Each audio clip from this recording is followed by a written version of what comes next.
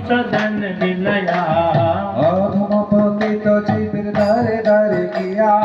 হরি নাম মহামন্ত্র দেন দিলয়া অধম পতিত জীবে দারে দারে গিয়া হরি নাম মোহাম্মদ দেন বিলায়া যারি দেখে তারে কাহে দাঁতে তৃণ ধরে আমার কিনিয়া লহ ভজ গৌহরি যারে দেখে তারে বলে দন্ত তৈন ধরি আমার কিনিয়া লহ ভজ গৌরহরি যারে দেখে তারে কাহে দাঁতে তৃণ ধরে